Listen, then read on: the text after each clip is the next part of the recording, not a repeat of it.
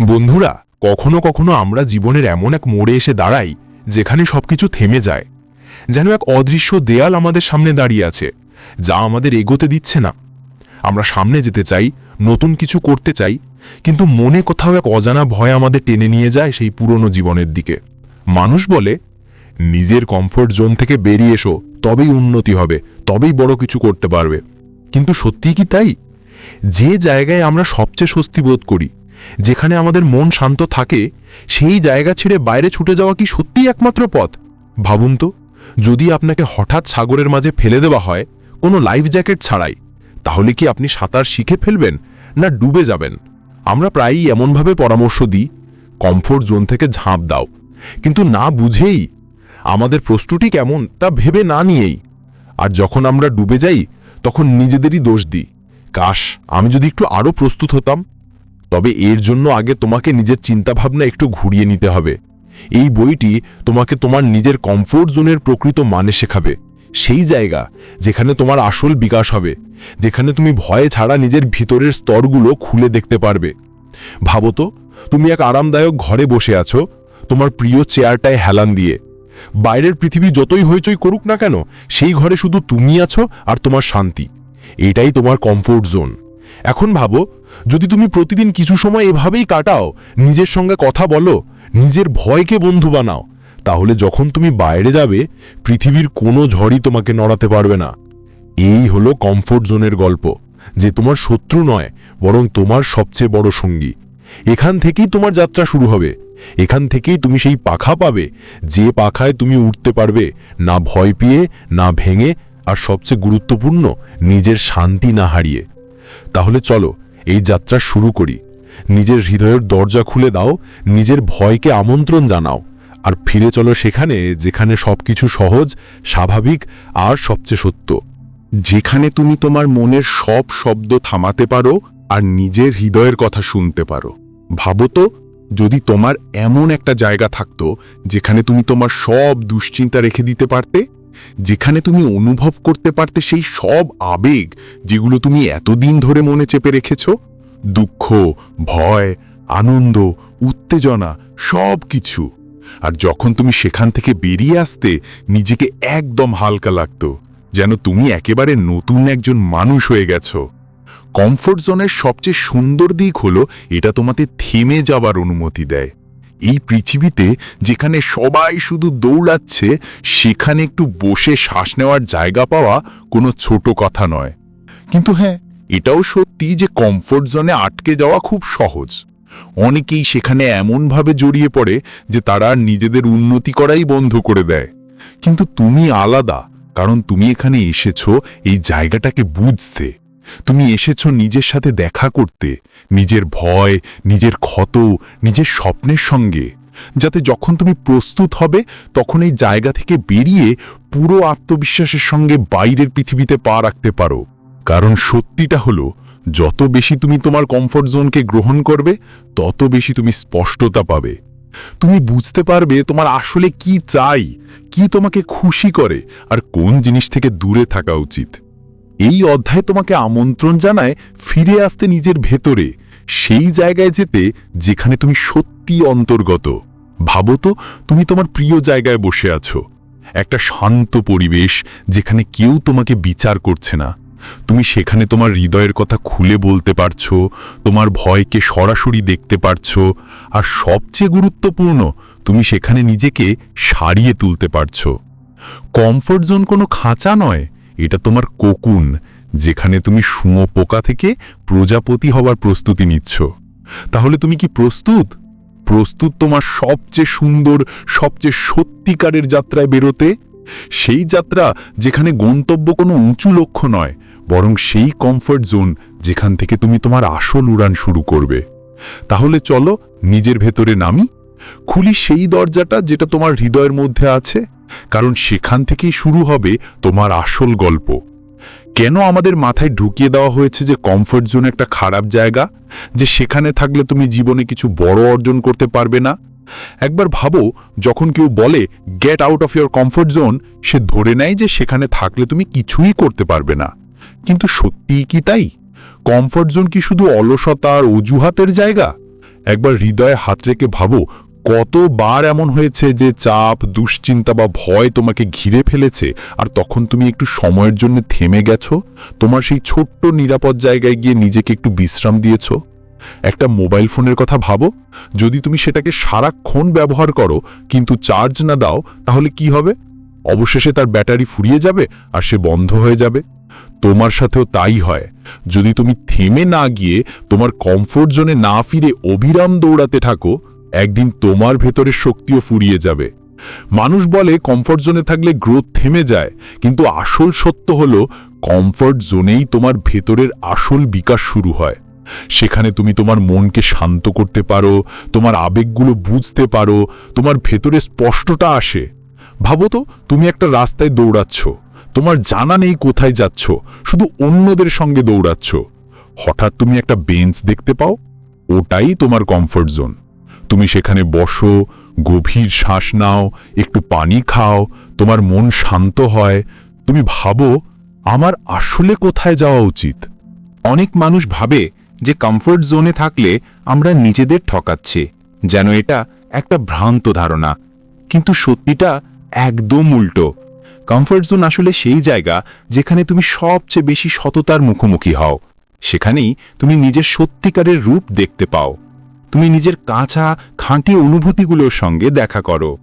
তুমি বুঝতে পারো তোমার আসলে কি চাই, খ্যাতি না শান্তি, টাকা না তৃপ্তি, অন্যের স্বীকৃতি না নিজের প্রতি ভালোবাসা।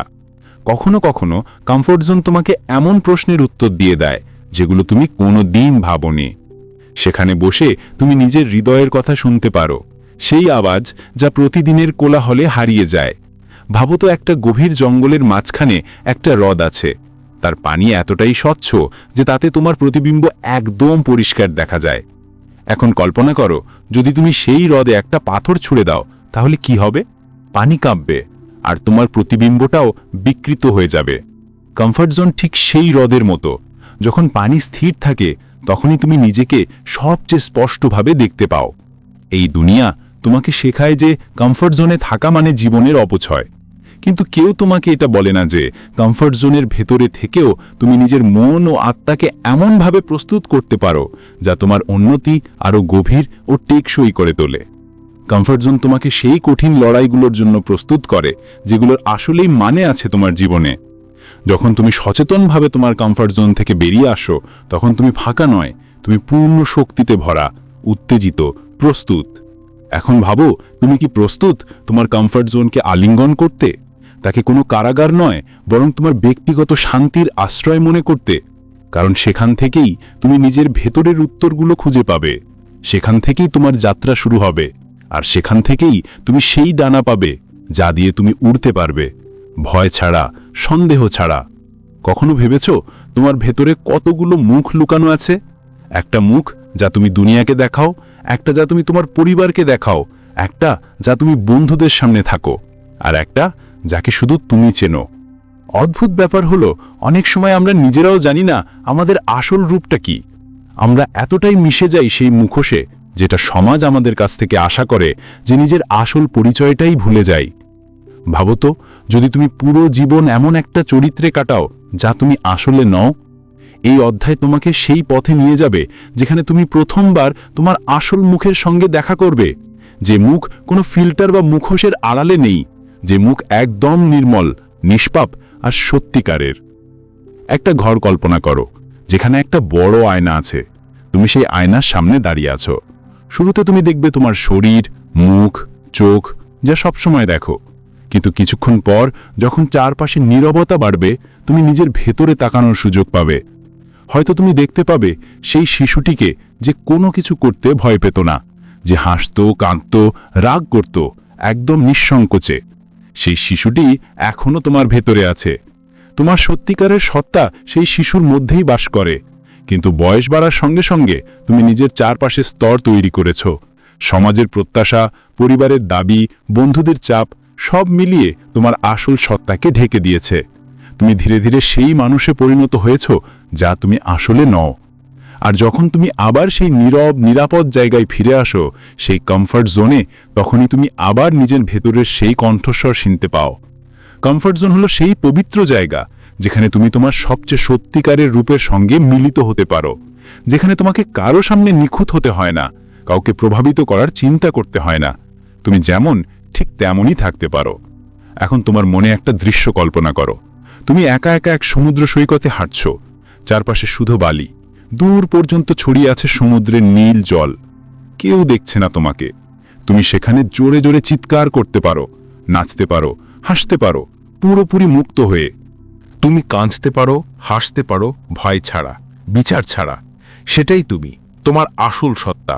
এই দুনিয়ায় যেখানে সবাই তোমাকে কোনো না কোনো ছাঁচে ঢালতে চায়, সেখানে নিজের আসল সত্তাকে চিনে নেওয়া একরকম বিপ্লবী কাজ। আর এখানেই কমফর্ট জোন তোমার জন্য আয়নায় পরিণত হয়। তুমি সেখানে বসে নিজের হৃদয়কে প্রশ্ন করতে পারো, আমি কি সত্যিই সুখী? আমি কি এমন কিছু করছি যা আমাকে আনন্দ দেয়, নাকি আমি কেবল তাই করছি যা মানুষ আমার কাছ থেকে আশা করে? অনেক সময় তোমার ভিতর থেকে এক মৃদু আওয়াজ আসে, এটা আমি নই, কিন্তু আমরা সেটাকে উপেক্ষা করি, ভাবি প্র্যাকটিক্যাল হও, আর সেই আওয়াজটাকে চেপে দিই। কিন্তু যতই তুমি সেটাকে চেপে রাখো, ততই তুমি তোমার সত্যিকারের সত্তা থেকে দূরে সরে যাও। আর এই দূরত্বই উদ্বেগ, মানসিক চাপ, অসন্তোষের মূল কারণ হয়ে দাঁড়ায়। তোমার আসল সত্তা সেই যে তোমাকে তোমার শৈশবের প্রিয় শখগুলো আবার করতে বলে, যে হঠাৎ করে তোমাকে নাচতে ইচ্ছে করায়, যে বলে কোনো অচেনা মানুষকে গিয়ে হাসো। ওটাই তোমার খেলাধুলার দিক, আবেগী দিক, নির্ভীক দিক। যখন তুমি কমফর্ট জোনে বসে নিজের ভিতরে ডুব দাও, তখন সেই সব অনুভূতিগুলো ফিরে আসে। তুমি ধীরে ধীরে নিজেকে বুঝতে শেখো, বুঝতে পারো এই পৃথিবীর নিয়মের চেয়ে তোমার নিজের হৃদয়ের কথা শোনা বেশি জরুরি, কারণ তোমার হৃদয় কখনো মিথ্যে বলে না। ভাবো তো, একজন শিল্পী যখন একা তার স্টুডিওতে বসে আঁকে, তখন তার ক্যানভাসে ফুটে ওঠে তার ট্রু সেলফ। একজন লেখক যখন রাত দুটোয় ঘরে বসে লিখছে, তার শব্দগুলো আসে তার আসল সত্তা থেকে। একটা শিশু যখন মাটিতে খেলে, তখন সে তার সবচেয়ে সত্যিকারের রূপে থাকে। তুমি কি প্রস্তুত সেই শিশুর সঙ্গে দেখা করতে? তুমি কি প্রস্তুত সেই সব স্তর খুলে ফেলতে যেগুলো এই দুনিয়া তোমার উপরে চাপিয়ে দিয়েছে? কারণ যখন তুমি তোমার আসল সত্তার সঙ্গে মিলবে, তখন মনে হবে যেন কোনো পুরনো বন্ধু তোমাকে জড়িয়ে ধরেছে। তোমার হৃদয় হালকা হয়ে যাবে, তোমার মন পরিষ্কার হয়ে যাবে, আর তুমি বুঝতে পারবে আসল কমফর্ট কি। চ্যাপ্টার 4, কমফর্ট জোনের মিথ। তুমি নিশ্চয়ই বহুবার শুনেছ, nothing groves in the comfort zone. প্রতিটি মোটিভেশনাল স্পিকার, প্রতিটি সোশ্যাল মিডিয়া কোড এটাই তো বলে, যেন কমফর্ট জোন কোনো অপরাধ, একটা কাদা যেখানে পড়লে মানুষ শেষ হয়ে যায়। কিন্তু সত্যি কি তাই? কমফর্ট জোন কি সত্যি উন্নতির শত্রু, নাকি এটা শুধু এক মেথ, একটা ভয়ঙ্কর গল্প যা আমাদের বারবার শোনানো হয়েছে, যাতে আমরা আমাদের স্বাভাবিক গতিটা ভুলে যাই আর দৌড় শুরু করি সেই ভিড়ে যেখানে সবাই দৌড়াচ্ছে কিন্তু জানে না কোথায় যাচ্ছে? ভাবো তো, একটা শিশু যে মাত্র হাঁটতে শিখেছে, সে কি সরাসরি ম্যারাথনে দৌড়াতে পারে? অবশ্যই না। প্রথমে সে নিজের কমফর্ট জোনেই ছোট ছোট পদক্ষেপ নেয়, গিরে যায়, উঠে দাঁড়ায়, মায়ের কোলে এসে লুকিয়ে পড়ে, আবার চেষ্টা করে যখন প্রস্তুত হয়। এই কমফর্ট জোনই তো তাকে সেই সাহসটা দেয় যাতে সে বারবার পড়ে গিয়ে উঠতে পারে। তোমার জীবনও তেমনই। তোমার কমফর্ট জোন দরকার যাতে তুমি নিজেকে প্রস্তুত করতে পারো, নিজেকে চিনতে পারো, নিজের শক্তি তৈরি করতে পারো, যাতে যখন সময় আসে তুমি দৃঢ়ভাবে বাইরে বেরোতে পারো। কিন্তু সমস্যা হয় তখন যখন আমাদের বোঝানো হয় যে কমফর্ট জোনে থাকা মানে দুর্বলতা, যেন যদি তুমি সেখানে থাকো তাহলে তুমি লুজার। আমরা এই মিথে এতটাই বিশ্বাস করতে শুরু করি যে নিজেদের স্বাভাবিক গতি হারিয়ে ফেলি। তবে সত্যি হলো, তুমি তখনই কমফর্ট জোন থেকে বেরোবে যখন তোমার ভিতর থেকে আওয়াজ আসবে, আমি প্রস্তুত, না যে কেউ তোমাকে বলবে বলে। অনেক সময় এই কমফর্ট জোন মিথ তোমাকে অপরাধ বোধে ফেলতে ব্যবহার করা হয়, যাতে তুমি কোনো প্রোডাক্ট কেনো, কোনো কোর্সে ভর্তি হও, কোনো র্যাট রেসে ঝাঁপ দাও, যাতে অন্য কারোর লাভ হয়। তোমাকে এমন অনুভব করানো হয় যে সবসময় অস্বস্তিতে থাকতে হবে, তবেই তুমি উন্নতি করতে পারবে। কিন্তু ভাবো তো, যদি কোনো গাছকে প্রতিদিন তার শিকড় সহ উপড়ে ফেলে অন্য কোথাও রোপণ করা হয়, তাহলে কি সে বাড়বে?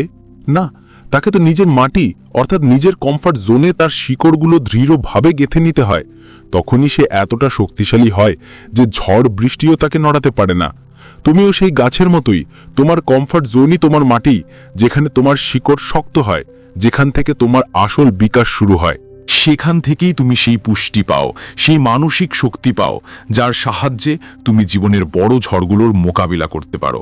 এখন ভাবো, তুমি কি প্রস্তুত সেই মিথ ভাঙার জন্য যেটা বছরের পর বছর ধরে তোমার মাথায় বসিয়ে দেওয়া হয়েছে? তুমি কি সাহস রাখো তোমার কমফর্ট জোনকে ভালোবাসার বিনা অপরাধ বোধে? কারণ যখন তুমি এটা করতে শিখবে, তখন তোমার জীবনে এমন এক শান্তি আসবে যাকে ভাষায় বর্ণনা করা কঠিন। তুমি বুঝবে কমফর্ট জোন তোমার শত্রু নয়, বরং তোমার সবচেয়ে বিশ্বস্ত বন্ধু।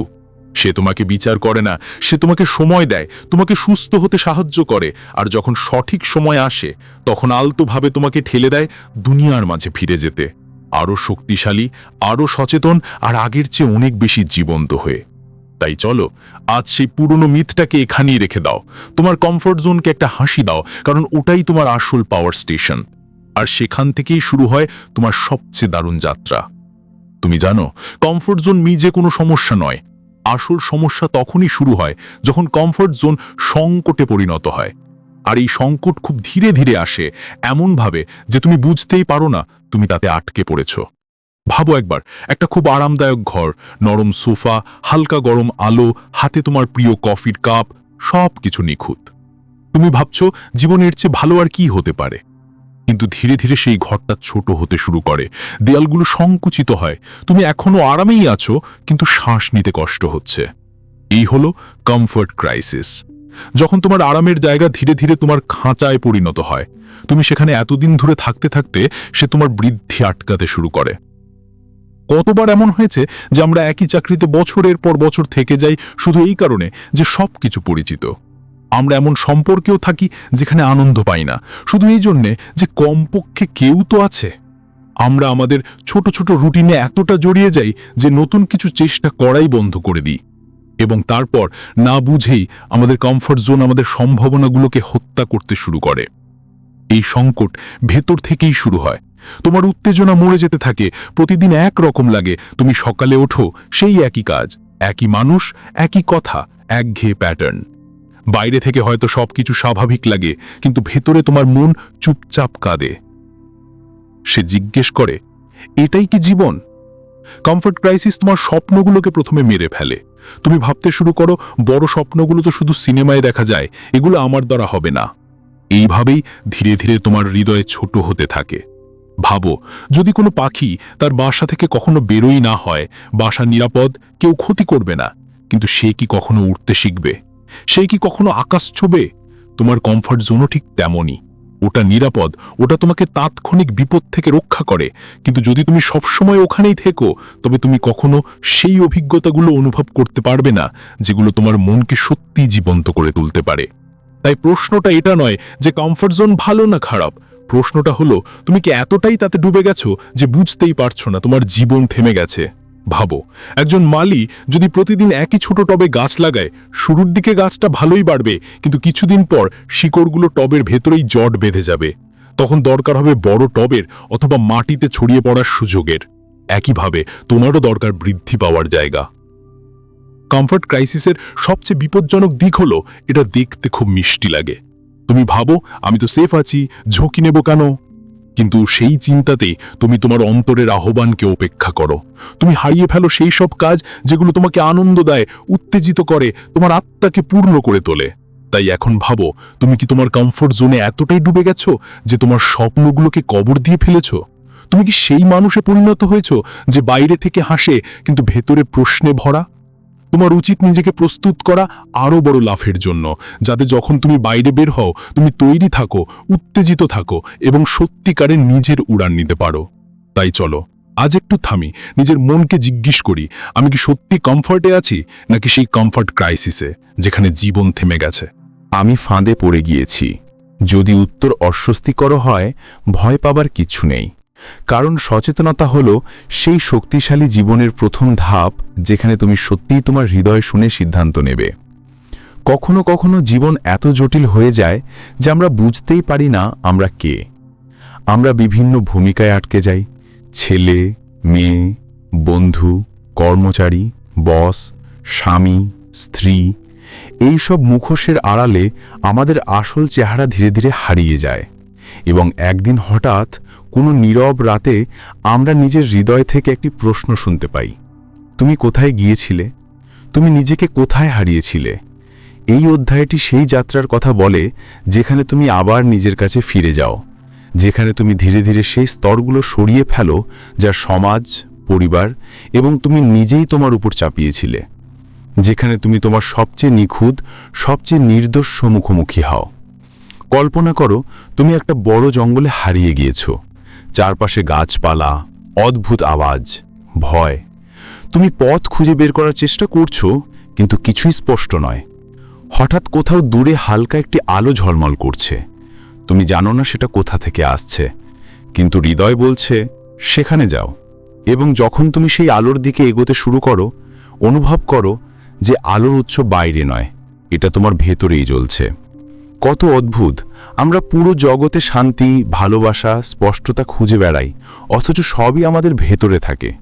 শুধু আমাদের সেখানে ফিরে আসা শিখতে হবে।